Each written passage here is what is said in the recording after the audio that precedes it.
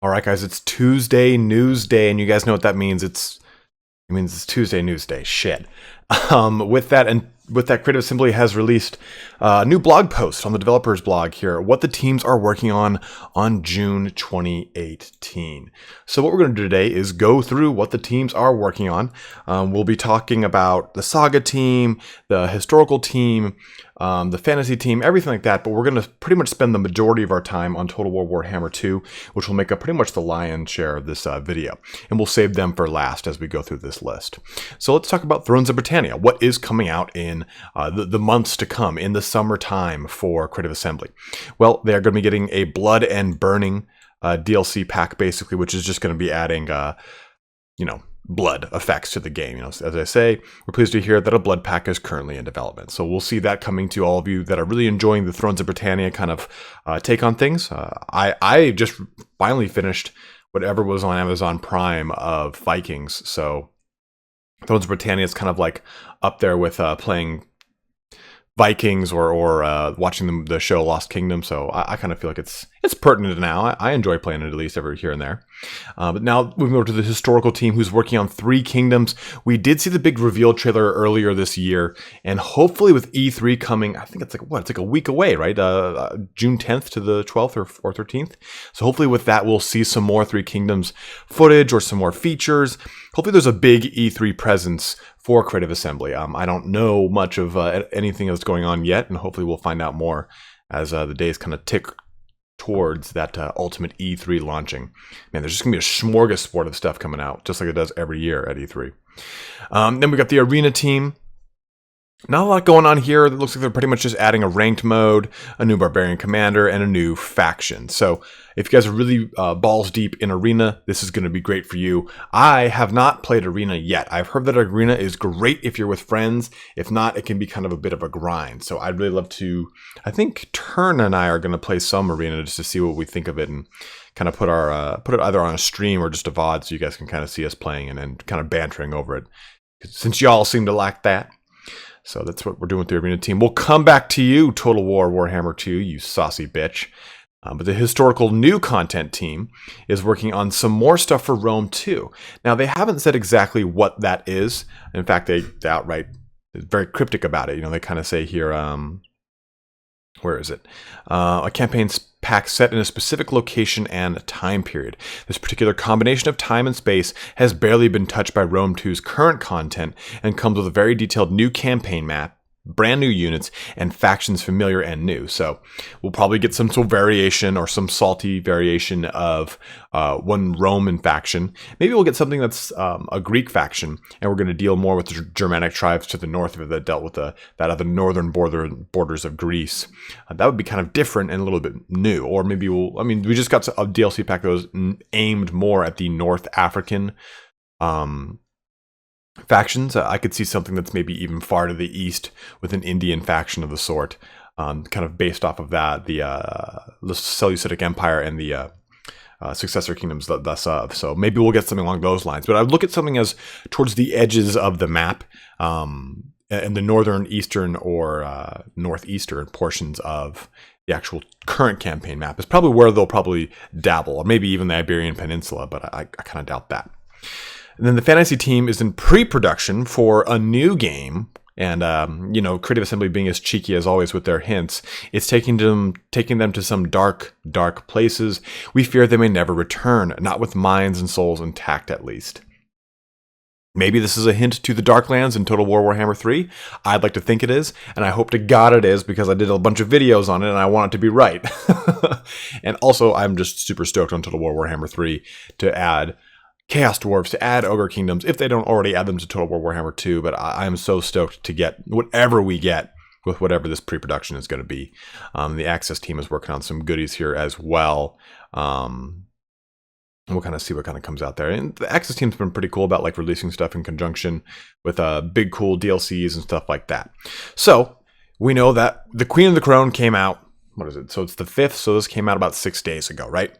And we know it added a ton of content to the game. Not only did we get the Queen of the Crown DLC, we got Norska finally re-added in, all the 30th anniversary. We got the rework on the dwarfs, Kara Kadrin, We got the Bone Giant. We got the Dwarf Forge. I mean, so much was jammed into the game 6 days ago. So it's kind of, you got plenty of time to wade through it, But what they're saying here is, as what we're up to next, what we can say is that we're working on the next campaign pack for Total War Warhammer 2, but it's a little while off yet. So when they say a little while off, I think August at the absolute earliest. Maybe we'll see that even later in the year, maybe in like a September or an October timeline. Don't know. But what is a campaign pack? Well, we know what a campaign pack is because Tomb Kings was a campaign pack. So a new race, 4 new legendary lords, all sorts of goodies coming with that. And Grace has actually confirmed it on the subreddit that that is what a campaign pack means. Now, what are some races that we could actually even add to this game? I mean, that's kind of... We've already got our Tomb Kings. We've got High Elves, Dark Elves, Lizardmen, and Skaven added in Total War Warhammer 2. What the hell else could we add? Now, we've done our videos on Araby. We've done some videos on Tilia, Estalia, which are considered the Southern Realms. We've talked a bit about the Dogs of War and other videos as well. We've also talked about the Vampire Coast. Those are all pretty much my biggest contenders for what this race pack could be. So Southern Realms with your Tilia and Estalia, Dogs of War with all the variations of Dogs of War that you could have. To be honest with you guys, I don't see Dogs of War as maybe a standalone faction, but maybe as some way that you could add into like a Southern Realms or something like that. Since so many of the Dogs of War hail from the Southern Realms, or have a huge kind of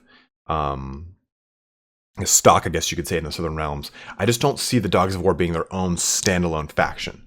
I didn't think that Vampire Counts could be their own faction, or I'm sorry, Vampire Coast, but if we're looking at this campaign pack, it has to be something that's going to be in both the Vortex campaign and Mortal Empires.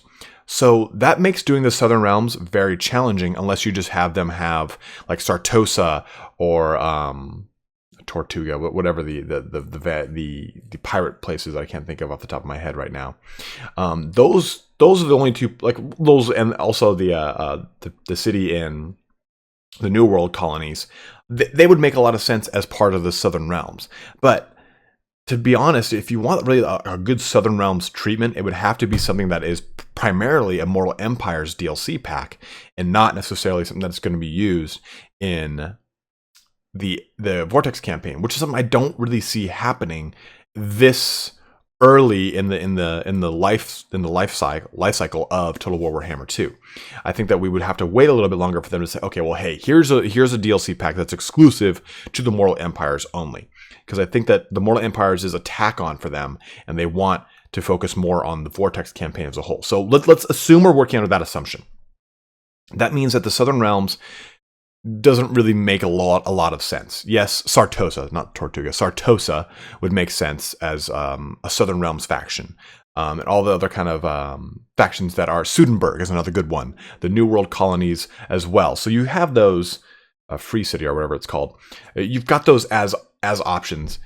You guys would think I know about the lore that I talk about so much, but when I'm riffing like this, I just all the names pop out of my head, and I'm thinking of the next thought. So I swear to God, I know what I'm talking about sometimes. Not at all, actually.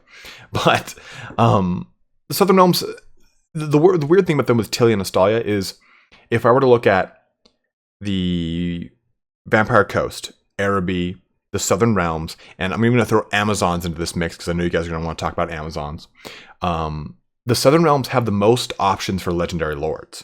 I mean, you've got Borgio, you've got Lucrezia, Lorenzo, and they're in Tilia.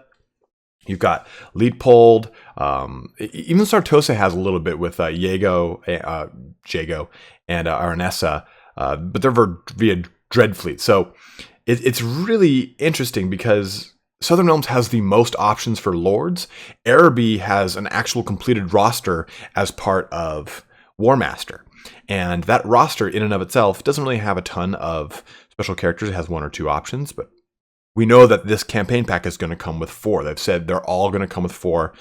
No more we're going to do mini campaigns and 2 lords. It's going to come with 4 legendary lords with unique starting positions. So I think that the cool thing about this, and this is something that I don't think a lot of people have really touched on, is that this is going to be very much in Creative Assembly's court.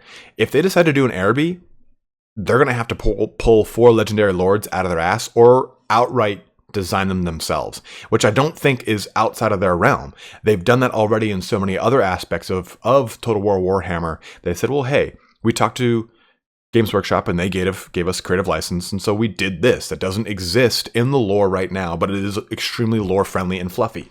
So that's what I think this campaign pack is going to be.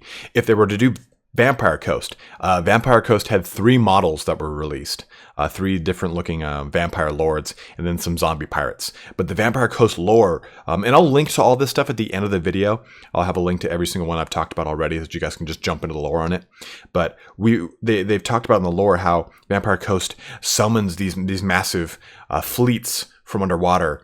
From the seas, and how they take advantage of sea monsters and all these like dead cannons and stuff, like these shipwrecked cannons and everything. So you kind of have this like almost this undead empire faction, not in the way of the vampire counts, but more of like this ramshackle standard army look that is all, well, dead. And Araby, we already know what their kind of army constructions kind of looks like. So bringing them to the fore would be just fleshing them out and making them a lot more applicable to the Total War Warhammer 2 quote-unquote system.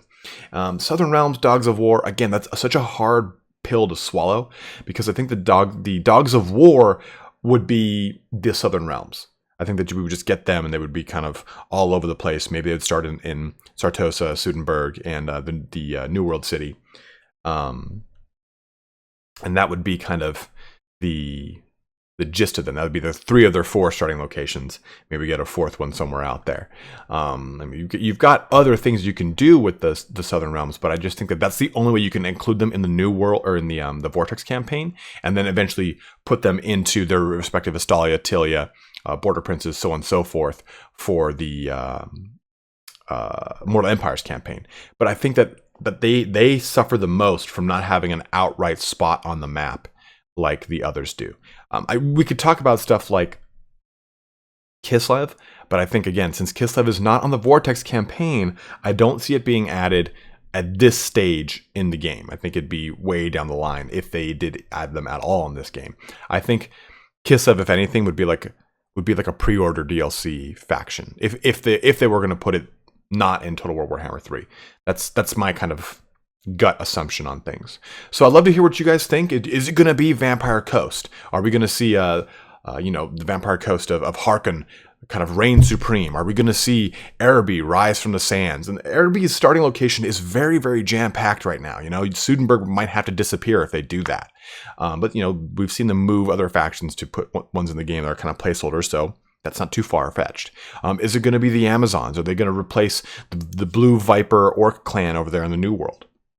Is it going to be the Southern Realms? Was I just full of shit? And will Sudenburg, Sartosa, and some of the other places that are human factions with Pizarro be the locations for the Southern Realms and the Dogs of War? I'd love to hear what you guys think about this, kind of get some speculation going here. We'll probably hear more about this as it gets closer to the actual release of everything.